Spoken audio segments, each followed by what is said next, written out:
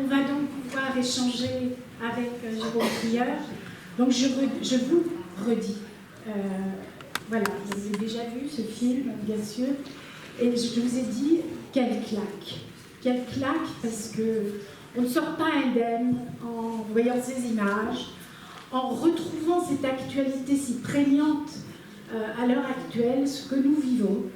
Et je vous repose la question également que je vous avais posée, à savoir d'où vient tous ces documents, tous ces films, voilà, qui ont permis de nous présenter ce soir cette vie en Allemagne pendant la guerre.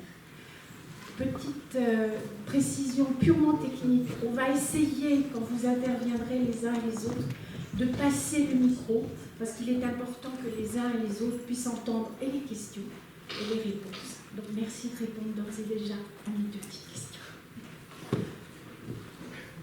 Merci. Quelle claque, ça je sais pas, oui, enfin, j'espère, enfin, je sais pas, oui, enfin, pour moi aussi, non mais sérieusement bien sûr. Non parce que, comment dire, je suis un peu gêné, dérangé par beaucoup de documentaires que je vois souvent à la télévision, qui font bien leur travail, mais qui nous mettent dans une position où l'on se sent indemne, on ne se sent pas du tout touché par ce qu'on voit, on est du bon côté, quoi. On est du côté du savoir et on se rend compte que ceux qui étaient dans le passé, enfin dans cette époque, dans l'époque sombre des années 40, que ce soit en France ou en Allemagne, ils étaient aveugles, ou ils étaient coupables, où ils sont responsables. Et donc ce qui m'intéressait, c'est de voir comment ça se passe pour des gens ordinaires, enfin comme nous. Et donc c'est ça que j'essaye de faire depuis plusieurs films. Enfin c'est comme un grand chantier. Alors quelqu'un m'a posé la question tout à l'heure, et la France, est-ce que vous allez continuer sur la France? Mais j'ai déjà commencé sur la France, parce qu'il n'y a pas, bien sûr, ça c'est pas, je regarde pas, je suis pas au zoo à regarder des monstres, enfin, c'est pas... Alors, la question des matériaux, c'est plus facile comme ça de parler des matériaux. Les matériaux, il y a tous ces films qui sont, là ça va être le 3e ou le 4e film que je réalise comme ça à partir de films amateurs allemands, essentiellement ou exclusivement, et qui se trouvent, contrairement à la France, qui se trouvent conservés, indexés, rassemblés par des cinémathèques privées en Allemagne qui ont compris que ça avait une valeur patrimoniale et éventuellement d'ailleurs pécuniaire. Et donc l'avantage, c'est que ça permet d'éviter que toutes ces images ou dorment dans les foyers, dans les familles, ou soient purement et simplement jetées, parce que quand il y a un décès, on ne sait pas ce que c'est, on ne peut plus les regarder, c'est des films tournés sur pellicule, et donc par chance, pas toutes ces images, mais beaucoup, sont conservées comme ça par des cinémathèques privées, par aussi des cinémathèques publiques. Il y a des cinémathèques dans les Landes comme ça qui ont conservé ces images, et donc ça permet à des cinéastes et à des historiens d'avoir un matériau exceptionnel. Alors disons que ce qui m'intéresse moi dans ces images, c'est souvent ce qu'on a tendance à laisser de côté, parce que ça ne nous montre pas la grande histoire. Alors donc si on cherche, je sais pas moi, des images de La Nuit de Cristal, alors on cherche, puis il y en a très peu, et puis on n'a rien d'autre à montrer, et donc on montre rien, ou on montre des images qui se rapportent à un autre événement. Ce qui m'intéresse, c'est plutôt d'utiliser ces images pour ce qu'elles nous disent de la vie des gens, pour ce qu'elles nous disent du temps, de l'époque dans laquelle elles ont été prises. Voilà. Je me souviens que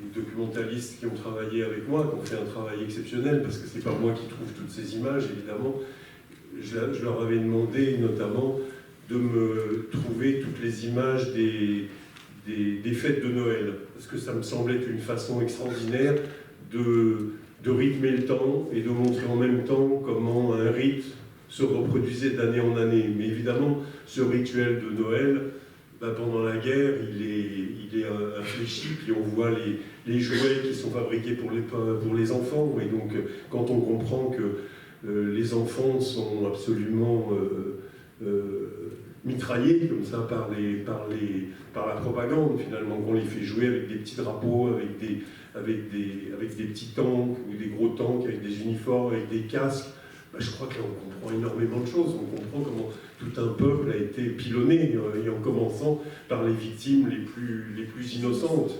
Voilà. Donc il y a tout ce travail-là. Et puis par rapport à ces images privées, ces images...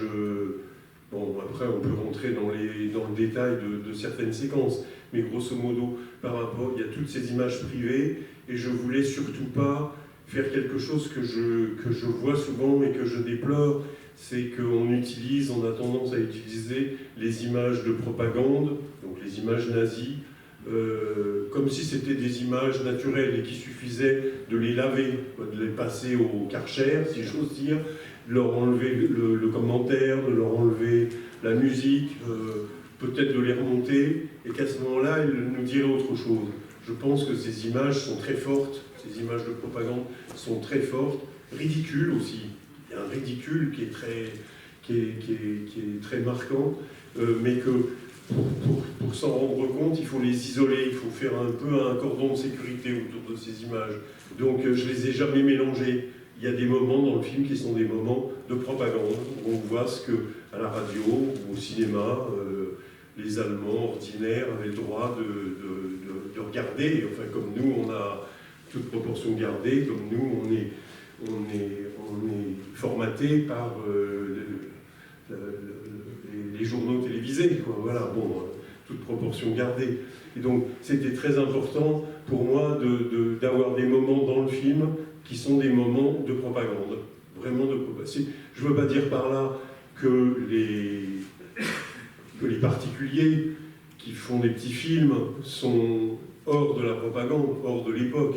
Ils en font aussi malgré eux, mais il n'y a pas ce côté délibéré, ce côté très volontaire, voilà.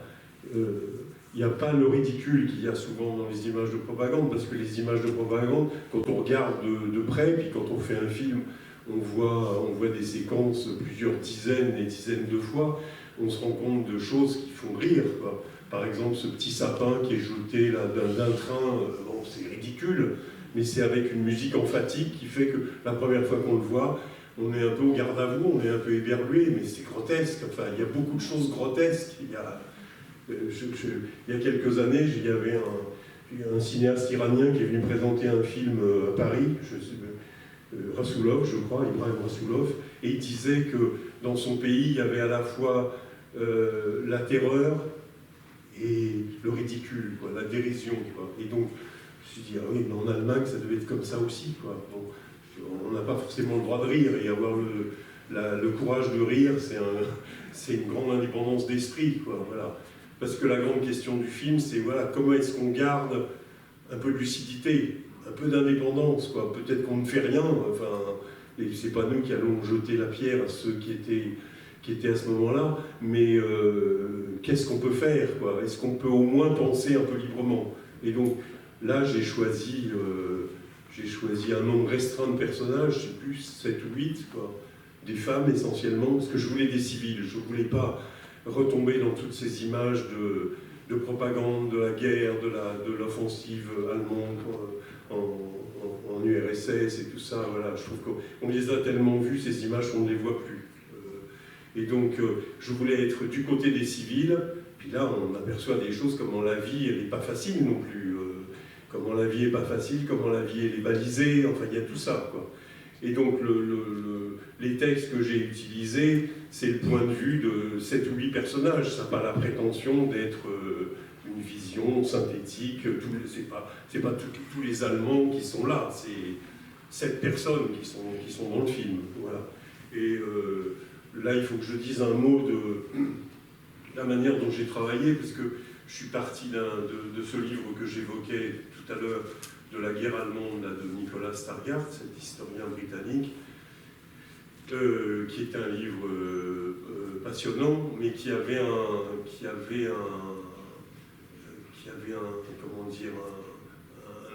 comportait un obstacle, c'est que ce livre racontait à partir des témoignages ce qu'était la vie en Allemagne entre 39 et 45, 39 hein, d'ailleurs, et pas 38, enfin bon, tu en parleras tout à l'heure. Mais si vous voulez, c'était des petites citations. Et donc, moi, je ne pouvais rien en faire. Ça me donnait évidemment le cadre général, mais je ne pouvais rien en faire. Il y avait un cadre chronologique, mais à partir de là, il me fallait des personnages. Et donc, j'ai isolé, à l'intérieur de ce livre, qui comporte beaucoup de témoignages, et de témoignages indirects, j'ai isolé ces femmes, puis cet homme, et puis là-dessus, on a fait toute une recherche pour revenir au texte d'origine. Certains ont été publiés, il y en a 2 qui étaient publiés en français, donc ça m'a aidé parce que je maîtrise mieux la langue française que la langue allemande. Et puis sinon, il y a quelqu'un qui est aussi dans la salle, qui est mon cerveau allemand, qui est Fanny Bouquet, qui a fait du dépouillement de ces textes, à qui je demandais de dépouiller ces textes, publiés ou inédits, voilà, et en fonction de son dépouillement, qui était un dépouillement très précis, avec un résumé très détaillé, je lui disais, ah là je voudrais en savoir plus, là je voudrais en savoir plus, puisque j'avoue que je ne maîtrise pas l'allemand, je maîtrise si peu que je ne parle pas l'allemand. Enfin, voilà, ça n'empêche pas de travailler et de réfléchir, voilà. Et donc merci à Fanny qui est là. Et donc à partir de ce travail, quoi, voilà, petit à petit j'ai avancé et petit à petit j'ai construit un récit polyphonique avec toutes ces différentes voix qui racontent de points de vue différents l'histoire, la grande histoire, mais vue intimement. Voilà. Et puis, il y avait des femmes. J'avais envie que ce soit que des femmes allemandes. Ça évitait évidemment le soldat allemand je sais pas, on a tellement vu que rien n'y penser, les bras m'en tombent de fatigue. Et puis quand même, il y avait une question qui m'embarrassait, c'est-à-dire que parmi les personnages, aucun n'était vraiment victime. Aucun des personnages n'était vraiment victime. Et donc, j'ai beaucoup tourné autour du journal de Klemperer, voilà. Mais qui est dans le livre de Nicolas Stargard, qui est cité évidemment, qui est une des grandes sources. Mais ça m'embêtait, et puis je suis tombé, grâce au livre, sur ce personnage étonnant de Joren Klepper, ce Prussien, cet écrivain prussien, connu en Allemagne, totalement inconnu en France, enfin je crois. Je n'ai jamais rencontré de Français connaissant Joren Klepper, mais bon.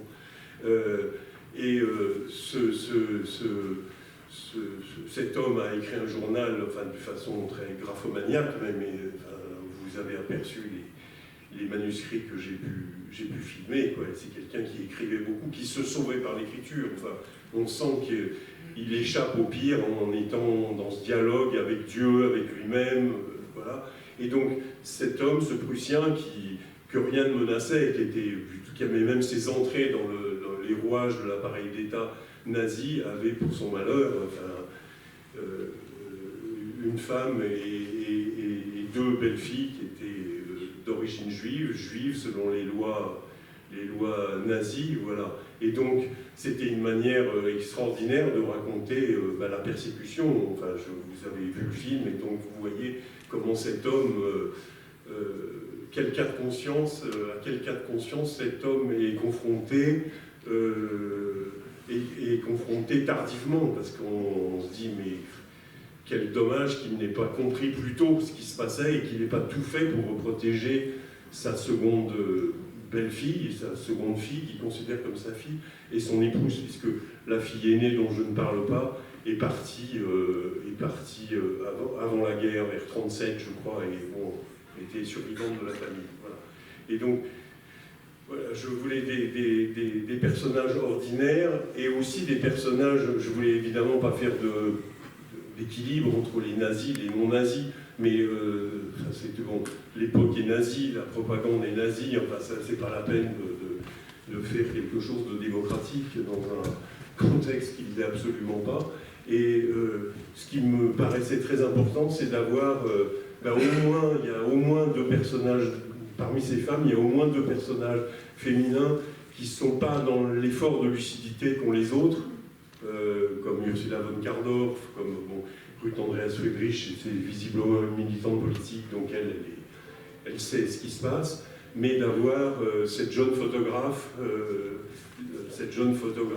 et puis cette fleuriste, la Irène, ce couple, voilà, des gens complètement dépassés par les événements et faisant des projets d'avenir en 1944, alors que le mari est au front, qui peut mourir d'un moment à l'autre, et elle rêve de la petite boutique de fleuriste. La vie continue et elle n'imagine pas que ça puisse être différent. Et d'ailleurs, elle a eu raison, enfin, de son point de vue, puisque ces 2 personnes ont survécu et sont mortes de leur belle mort il y a avant la fin du XXe siècle. Enfin, voilà. Est-ce qu'il y a des questions? Toujours très dur. Non? Oui? Sinon,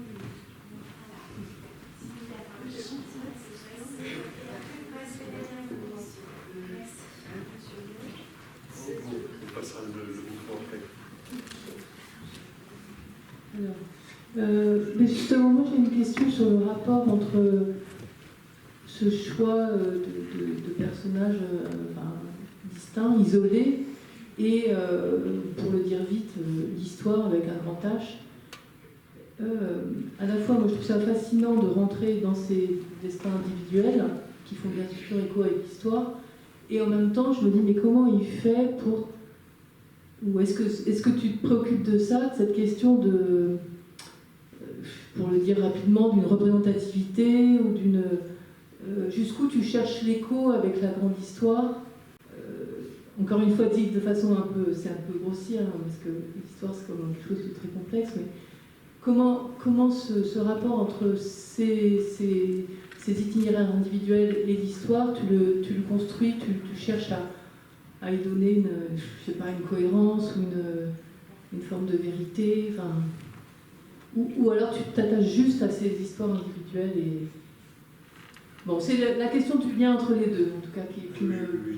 Bah non, bien sûr, je m'en préoccupe. Je mets pas bout à bout des textes en me disant ça va raconter une histoire et puis ça se passe entre 38 et 45, donc ça racontera... Bon. De toute façon, c'est des textes qui sont chronologiques, c'est des textes de journaux, et ce sont des textes de lettres. Hein. Les 2 matériaux, c'est journaux intimes et lettres. Donc ça porte forcément l'empreinte du moment dans lequel ça a été écrit. Alors il y a des textes qui s'exemptent comme ça de l'actualité, et puis il y en a d'autres qui la touchent. Enfin, voilà. Et donc j'ai toujours cherché à trouver dans les textes de ces différents personnages de quoi faire résonner la grande histoire, de quoi montrer l'impact, l'effet qu'elle a sur les vies. Alors peut-être que ce n'est pas des événements considérables, c'est le fait qu'il y a du rationnement, c'est le fait que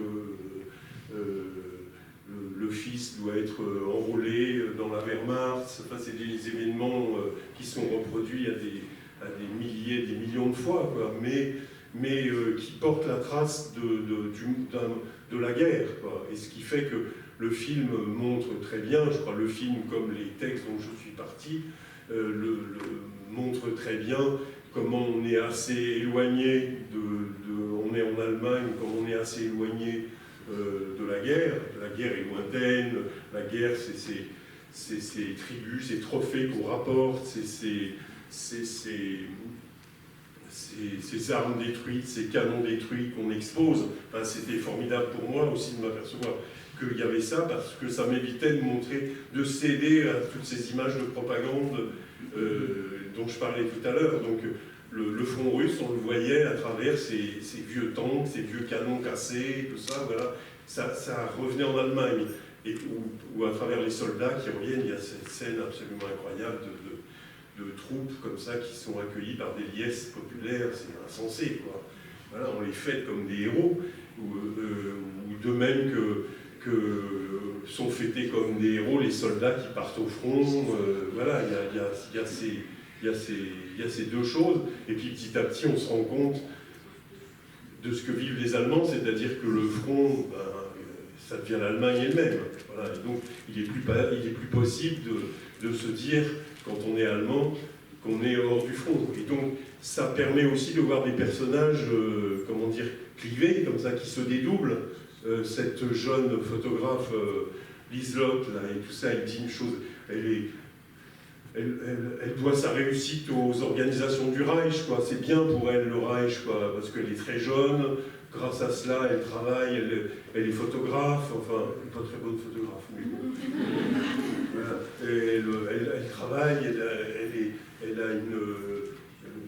elle est aguerrie, enfin, elle a quelque chose de... Voilà. Et puis petit à petit, on voit qu'il y a une phrase terrible où elle dit qu'elle en a assez de la propagande, quoi. Elle-même comprend. En revanche, il y a Ursula von Kardorf, qui est quelqu'un, voilà, de l'autre bord, on dirait, enfin, sans être une résistante du tout, mais quelqu'un de l'autre bord, intellectuellement, qui dit à cette phrase extraordinaire, quoi, je trouve, qui dit « Est-ce qu'on peut souhaiter la défaite de son propre pays ?» quoi. Ah oui. Oui, voilà. Donc je trouve que c'est voilà, la manière dont l'histoire fracasse des individus, quoi, qui m'intéresse. Et alors, il y a une chose que je n'ai pas dite, hein, du tout, je tiens à le dire, parce que vous êtes habitués à voir des images en couleur. Aucun des plans qui sont en couleur dans le film ne sont colorisés. C'est des films tournés en couleur à cette époque. J'avais justement, ma question porte là-dessus. Alors, juste une seconde. Isabelle Davion. Bonjour, bonsoir, pardon. Non, je voudrais juste rajouter à ce que vient de dire Jérôme, c'est que ce que montre bien ces destins individuels par rapport à ce qu'on appelle la grande histoire, ou l'histoire avec une grande H, comme disait Pérec, qui a perdu ses deux parents à Auschwitz. Ce qu'on voit bien, c'est le fait que, d'une certaine manière, les Allemands commencent véritablement à remettre en question ce qui se passe, à remettre en question le Troisième Reich quand les défaites arrivent. C'est-à-dire que même si les Allemands, on voit bien dans les archives, sont finalement pas si contents que ça que la guerre commence, parce que comme n'importe qui, ils ont plutôt envie qu'il n'y ait pas la guerre et de garder les leurs autour d'eux. Mais bon, tant qu'on engrange des victoires, d'une certaine façon, il y a un contrat tacite qui est passé et ça marche à peu près. Et c'est à partir du moment où il n'y a plus de victoire que en fait, le contrat se brise et que les choses changent. Voilà, c'était ce que je Voilà, moi j'avais donc une question sur la valeur que vous avez pu attribuer à ces images d'amateurs et ces images en couleur, alors qu'en général c'est une guerre qu'on nous raconte en noir et blanc.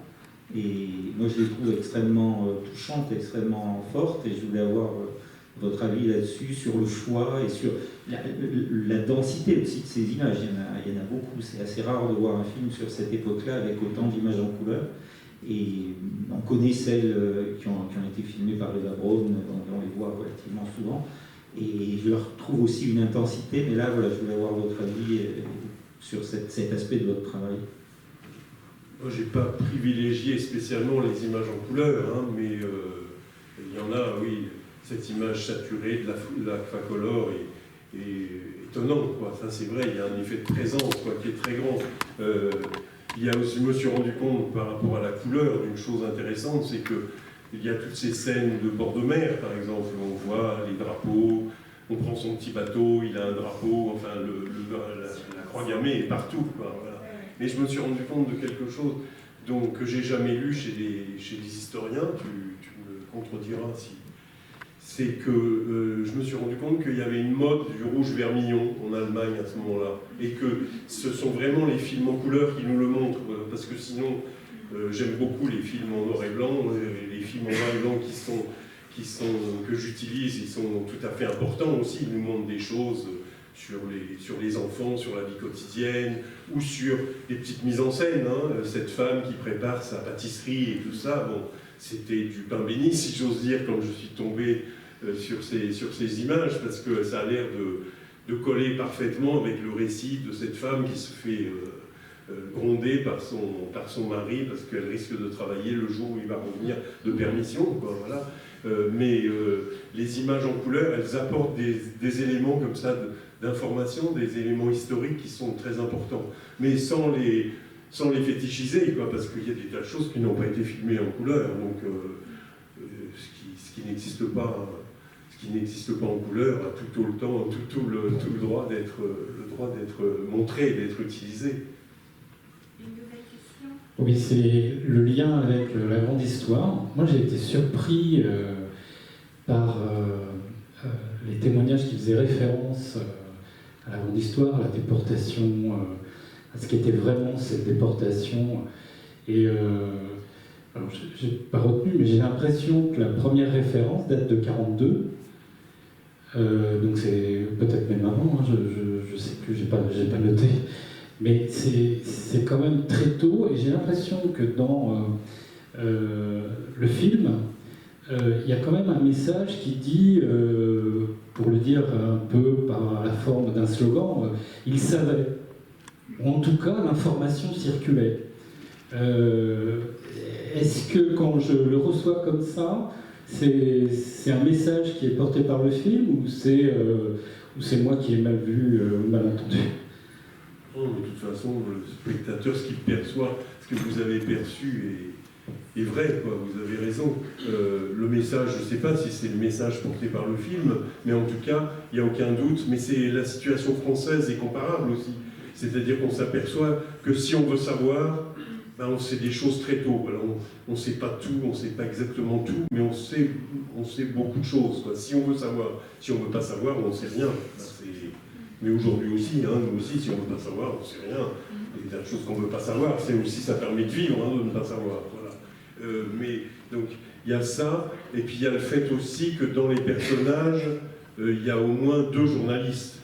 Donc, journalistes dans un pays totalitaire, dans une dictature et tout ça, il ne faut pas faire d'extrapolation oiseuse, malheureuse, quoi. Mais en tout cas, mais ça veut dire ce que dit par exemple Ursula von Kardorp. J'ai lu, je ne sais plus, c'est le journal de Genève, ou je ne sais plus quel journal elle lit, enfermée dans les toilettes et tout ça, voilà. On a des moyens d'être informés. Et puis dans le réseau politique, enfin des gens qui sont conscients politiquement, comme Ruth Andreas Friedrich, voilà, les informations circulent, on sait, quoi. Voilà. Après, la question, c'est de savoir que sait-on, voilà, de la gradation dans ce que l'on sait. Et une première chose, les camps de concentration sont connus depuis le début de leur ouverture. Le 1er mars 1933, Dachau à côté de Munich. Et un camp de concentration, c'est un instrument de terreur. C'est pour obtenir l'obéissance de la population. Donc pour que ça terrorise, il faut que ce soit connu. Donc les camps de concentration sont ouverts avec une grande publicité. Chacun sait qu'ils existent. Donc ça, c'est une chose qui est sue depuis 1933.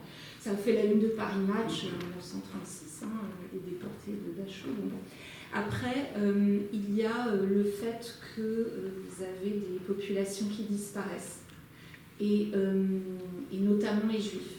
Et ça, oui, c'est plutôt à partir de 1940 qu'on commence à véritablement parler, parce qu'il faut quand même bien voir qu'au départ, les Juifs n'ont rien à faire dans les camps de concentration.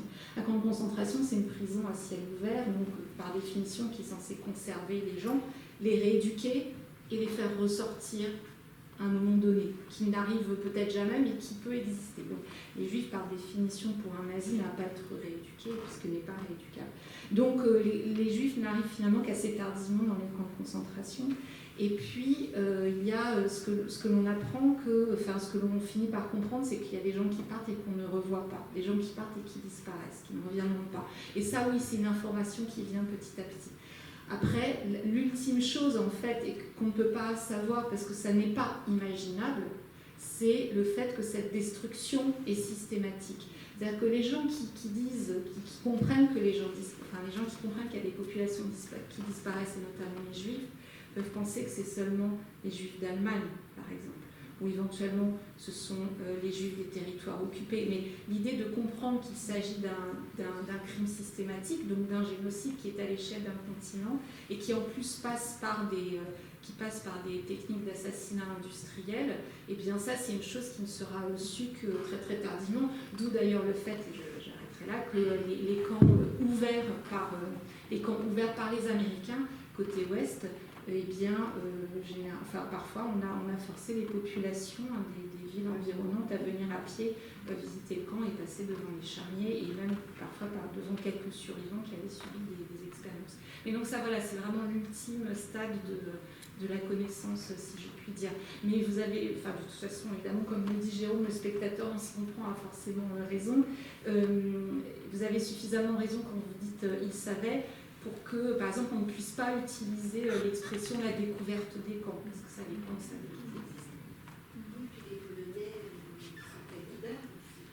Alors les Polonais, c'est encore particulier, parce que les Polonais, ils ont été définis par les historiens comme étant le peuple témoin, en fait. Ils ont été le peuple témoin de la Shoah. Mais bon, Une autre question? C'est un choix, la couleur, à la fin. Jérôme? À la fin, on ne voit que des images en couleur. C'est un choix. Alors, le choix de la couleur à la fin.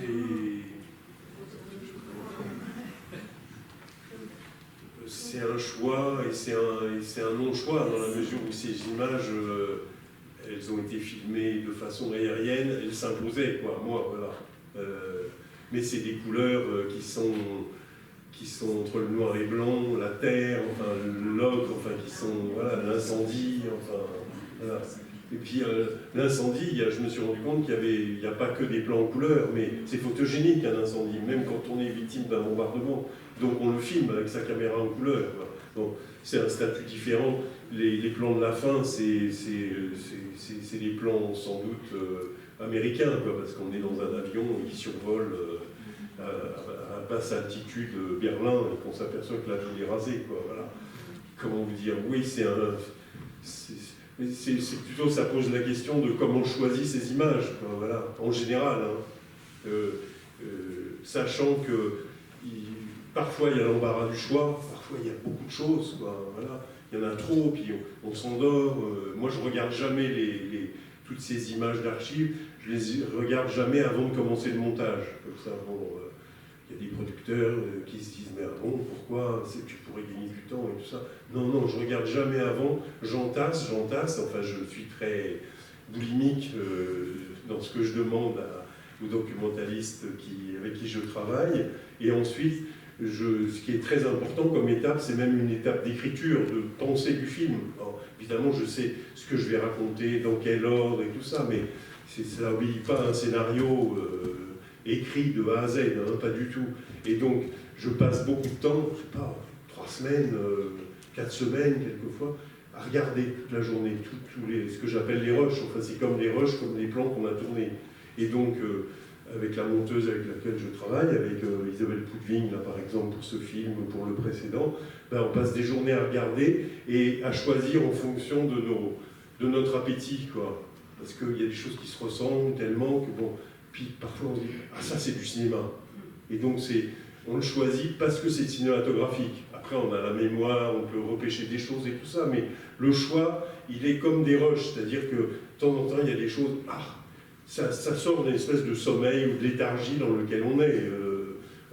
Là je fais un retour en arrière pour le film que j'ai fait sur les Jeux Olympiques de Berlin en 1936. Je suis même allé, pendant que je tournais à Berlin, dans le grand stade, qui est toujours là, qui est le même stade que celui dans lequel Leni Riefenstahl a fait son si beau film, entre guillemets, le soir, pour se reposer, vous parlez d'un repos, j'allais voir chez des amateurs des films qu'ils avaient, des collectionneurs qui avaient des films. Et donc, on s'endort, hein, franchement, après une journée de tournage, on s'endort, quoi. Et donc, une ou deux fois, comme ça, puis ça n'a pas été numérisé, c'est pas en vidéo. Il faut se payer le visionnage avec avec la pellicule, quoi. Voilà. Et puis ça défile à vitesse réelle, quoi. Et de temps en temps, ça m'est arrivé 2 ou 3 fois, je me suis dit, ah non, là, on revient en arrière, parce que pendant ce temps, la tête travaille, quoi. Et les images, vous avez remarqué, il y a des tas d'images, elles n'ont aucun rapport avec ce que je raconte. C'est dans un rapport de contradiction, c'est dans un rapport de... Bon, c'est pas un rapport d'illustration. Et donc, je me souviens d'un petit film que j'ai pas utilisé pour les Jeux de Berlin, que j'ai fait mettre de côté, puis que j'ai utilisé dans le film d'après, parce que c'était la fabrication d'une marionnette. C'était plutôt un film plutôt industriel, comme ça, enfin, semi-industriel. Et donc, je regarde ça, bon, voilà, les yeux se ferment un peu, et puis tout d'un coup, c'est quand même intéressant. Et donc, j'ai dit, on revient en arrière et on le garde, on le met de côté. Voilà. Ça... Mais vraiment, c'est très important cette phase parce que bon, j'ai parlé des scènes de Noël, mais j'ai parlé de... Il y a des tas de petits films qui se ressemblent. Quand je faisais le film sur Ellenberg, c'est d'après le journal d'Ellenberg, je voyais beaucoup de plans tournés par des soldats allemands au Sacré-Cœur ou à la Tour Eiffel, et donc ils filmaient toujours de la même façon, quoi. Puis de temps en temps, il y a un cinéaste. C'est un cinéaste inconnu, c'est un cinéaste amateur, mais il y a un cinéaste, il y a quelqu'un qui sait ce que c'est qu'un plan, qui sait ce que c'est que la durée d'un plan, voilà, parce que j'ai pas du tout parlé de la durée, quoi. C'est très important. J'essaye toujours, il paraît que je suis un peu un maniaque de ça, je dis toujours à ma monteuse, il n'y a pas quelques images en plus, quoi, ben, quelques images, c'est-à-dire que ça joue sur une ou deux images, on aimerait bien toujours qu'il y en ait un peu plus, parce que les plans amateurs, ils sont souvent trop courts, et donc ce que j'essaye de garder, c'est le plan au maximum de sa durée. Si ça vous semble, parfois ça vous semble court, j'y peux rien, quoi, voilà. Ou même je triche quelquefois, je ralentis un peu un plan de manière à ce qu'on ne s'en aperçoive pas, mais pas pour que ça dure, parce que c'est très important, quoi. Pour moi, le cinéma, c'est du temps. Et donc, si on est catapulté dans un monde d'images et que ce monde d'images dure, vous occupe, c'est bien. Sinon, ça passe et ça s'oublie et ça s'efface. Oui, je vous ai retiré. Pardon, vous l'avez. D'abord, je voulais vous remercier pour la qualité de ce film absolument extraordinaire. Et puis, j'étais très... moi, ce qui m'a fascinée d'une certaine manière, je ne sais pas si vous l'avez fait exprès, mais c'est la subtilité avec laquelle, de la petite histoire, vous suggérez la grande histoire. Ça m'a fasciné. J'ai essayé d'y penser. Parce que les textes sont longs. Je parle des images, mais les textes sont longs. C'est pas 10 pages, quoi.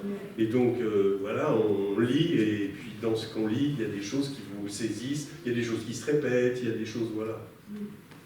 Et puis alors, il y a une chose qui m'a étonnée d'une certaine manière, avec une comparaison avec le dictateur, dans la dernière scène, quand je t'invite à rappeler son discours, mais c'est pratiquement copie conforme avec une des scènes où je ne sais plus quel âge. Goebbels. Oui, il dit que tout va bien, quoi. Oui, de revoir le film de Chaplin. Sauf qu'il fait un discours communiste. Oui. C'est vous qui l'avez coupé.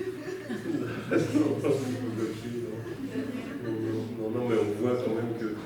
Alors, on va prendre 2-3 dernières questions, parce que le temps tourne. Voilà. Dans tous tes films, on ressent ce besoin que tu as de nous montrer l'endocrinement. Quelque chose qui est... L'endocrinement, il est dans toutes les guerres. Toutes les guerres sont portées par un type qui... Et on a l'impression que là, on regarde tous les guerres et que ça nous est un peu indifférent, et que là, tu nous as montré des personnages, des vrais personnages, des personnages vivants qu'on peut comprendre, alors que sinon, on regarde les images, c'est la guerre, et qu'on est plus sensibilisé, et que, comme si tu voulais aussi les réhabiliter. Qu'est-ce que j'ai ressenti? Réhabiliter les images ou les êtres? Les gens, bah oui, bien sûr que je veux réhabiliter les gens. Oui, bien sûr. Bah, les réhabiliter, c'est pas les réhabiliter, c'est dire c'est des êtres humains aussi. Comme voilà, regardons l'autre côté. C'est pas les réhabiliter. Je trouve pas que c'est pas les réhabiliter, c'est des êtres humains et surtout c'est des êtres humains, mais c'est surtout que ça nous regarde. C'est ça qui m'intéresse. Ça nous regarde, quoi. Le film, il nous regarde. Enfin, j'aimerais qu'il vous regarde, qu'il me regarde, qu'il nous regarde. Voilà. Une autre question. Tout à l'heure, nous avons parlé de la couleur. Il y a quelque chose qui m'a énormément frappé, choqué dans ce film. Ce sont les cadavres. C'est la séquence sur les cadavres. Alors, qui a photographié, qui a filmé ça? Et est-ce que vous faites une alerte aux spectateurs concernant l'atrocité de ces corps? Est-ce que vous prévenez les spectateurs? Il y a des choses bien plus atroces que ces cadavres. Enfin, c'est toujours atroce un cadavre, mais il y a des choses qu'on ne voit pas parce qu'elles n'ont pas été filmées. Toute l'histoire de la famille Kleber et tout ça est quelque chose. Moi, j'avais du mal à la regarder, à l'entendre. Voilà, ça c'est atroce, c'est abominable. Et pourtant, il n'y a pas d'image. Voilà. Mais donc, il y a des cadavres dans toutes les guerres, dans toutes les villes, dans ces villes bombardées, et ils ont été filmés, quoi, ces cadavres. Mais c'est vrai que c'est dur à regarder. Mais ces amputés, c'est dur à regarder aussi. Puis ils sont forcés de sautiller en souriant. Ce soldat-là à qui on fait faire des exercices d'acrobate et tout ça, c'est assez choquant, quoi, voilà. Oui, alors moi, ce qui m'a frappé, et vous en avez parlé vous-même, c'est parfois le contraste entre le texte, qui nous parle de la guerre, et l'image, ou la séquence, qui, elle, montre quelque chose, on pourrait dire de presque anodin, de presque... voilà. Alors ça, c'est la première chose. C'est efficace, mais par moments, je me disais, ce qui est montré là, cette petite chose qui est montrée, ce sapin de Noël, etc., ce que vous avez dit, ça ne montre pas non plus la vie quotidienne plus banale, plus... Vous voyez, je me demandais, dans les archives, voilà, la question c'est, dans les archives, est-ce qu'on trouve des choses encore plus banales sur la queue qu'on est obligé de faire, sur le manque terrible de nourriture, tout ça, on ne le trouve pas, je suppose. Vous êtes obligé de le suggérer. Voilà, bon, j'arrête là, c'est ma question. Non, mais vous avez raison, c'est une bonne question, mais il y a des tas de choses qu'on ne filme pas. On est même étonné, je suis même étonné de voir ce qui a pu être filmé, quoi. Bon, par exemple, les gens qui font la queue parce que les nourritures, les denrées sont rationnées, c'est très rare, quoi. C'est vraiment le genre de choses qu'on ne filme pas. Qu'on ne filme pas par autocensure, mais aussi parce que c'est pas majestueux, c'est plus majestueux de filmer Noël ou de filmer le petit gamin qui fait du vélo. Il y a ça, et donc il faut faire avec. Il y a d'une part ça, il faut faire avec. Et l'autre chose que je n'ai pas dite assez finalement, c'est que moi je fais des films avec le spectateur, pour le spectateur. C'est-à-dire que, c'est pas façon de dire, je pense au public et des bêtises comme ça, c'est pas ça. C'est que le film, il fabrique de l'imaginaire. Et donc, l'invisible qu'il y a dans le film, c'est ce qui fait fonctionner l'imaginaire du spectateur. Le spectateur, il va combler les trous, il va boucher les trous, il va se raconter des choses que le contact, quelquefois contre nature, de l'image, du texte et du son, il faudrait aussi parler du son, de la musique et tout ça, produit. C'est ça qui m'intéresse. Et c'est là que je sais qu'il y a un impact sur le spectateur. Sinon, en effet, les images, elles glissent. On les a vues, on les connaît, les images des nazis, on en a vu tellement que, voilà, elles ne nous font plus ni chaud ni froid. Et moi, j'ai envie que ces images, elles nous fassent chaud et nous fassent froid, elles nous fassent froid plutôt, voilà. Quand Joren Klepper raconte ce réveillon calamiteux, enfin ce réveillon qui est à, je sais plus, ils sont invités à 3h de l'après-midi, et la petite Renate et tout ça, elle est désespérée, elle n'est pas dans son assiette, on se dit, c'est abominable, ça serre le cœur.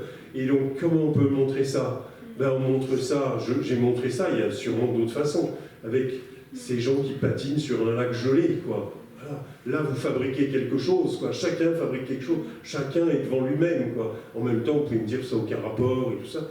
Ça a des rapports, il y a toujours un point de contact. Le point de contact, il peut être météorologique, il peut être, je sais pas, il peut être anecdotique, enfin, il y a toujours, à un moment donné, c'est un principe auquel je m'astreins, auquel on s'astreint avec ma monteuse, à ce que l'image, même si elle paraît très loin ou très en oxymore avec le texte, il y a toujours un point où les deux choses se rejoignent. Voilà. Et c'est ça qui fait un déclic, qui produit de l'imaginaire chez le spectateur, je crois, enfin, c'est ce que je ressens dans les projections, en tout cas. Une nouvelle et sûrement dernière question. Oui, j'allais vous demander comment vous aviez fait le choix de vos personnages, et en fait, il est écrit librement inspiré de la guerre allemande. Parce que ce qui m'a un peu étonné, c'est que peut-être en vous limitant, si j'ose dire, à ces témoignages qui sont très intéressants, Vous avez exclu, par exemple, le témoignage de Sophie Scholl, cette étudiante de Munich qui sera décapitée, de Libertas Poison, je crois, qui était une espionne russe au sein de l'état-major allemand, qui ont écrit sur la guerre. Bon, maintenant je lis librement inspiré de la guerre allemande, donc je comprends mieux le choix des personnages, mais c'est vrai que ça m'a un petit peu étonné, parce que c'était vraiment aussi des témoignages très forts, forcément, d'ailleurs de femmes résistantes, allemandes. Et la dernière question que je voulais vous poser, qui découle en fait de vos deux premiers films, est-ce qu'après avoir écrit Vivre dans l'Allemagne en guerre, vous envisagez de faire un film qui serait Vivre dans l'Allemagne de l'après-guerre?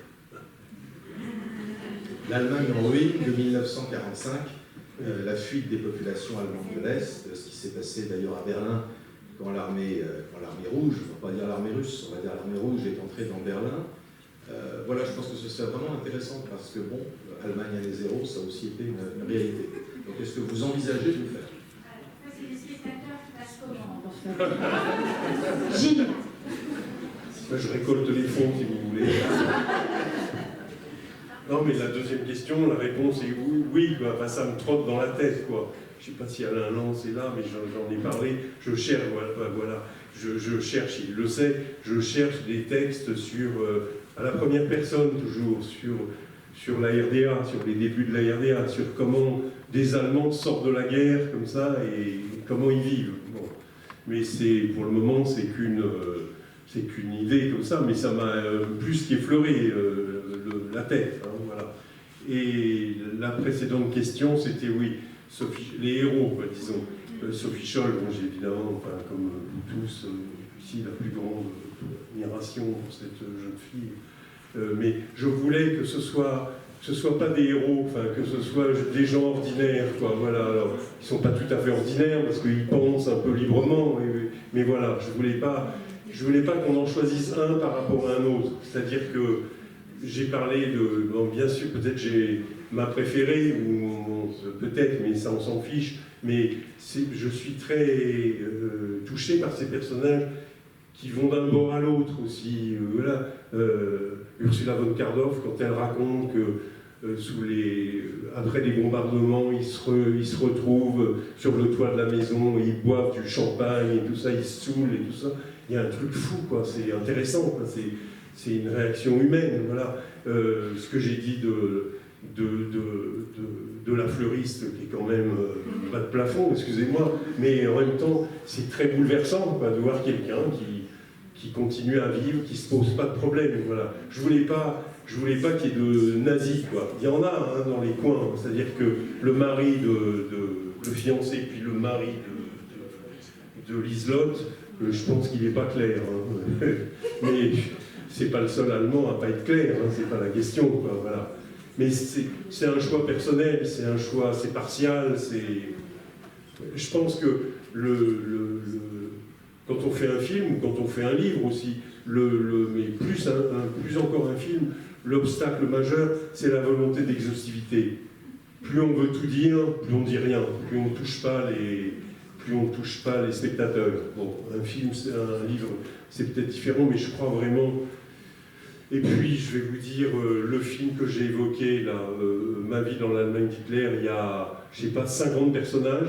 Bon, ils ne reviennent pas, mais il y a 50 personnages avec une voix. Je vais demander à l'actrice et chanteuse allemande Ute Lamper de faire les didascalies et tenir le rôle de chacun, voilà. Là, j'avais au contraire envie qu'il y ait 6 ou 7 voix, la voix des personnages, qu'il n'y ait pas plus de personnages. C'est aussi un plaisir de fabrication, quoi, de faire des choses un peu différemment. Voilà. Ben merci beaucoup.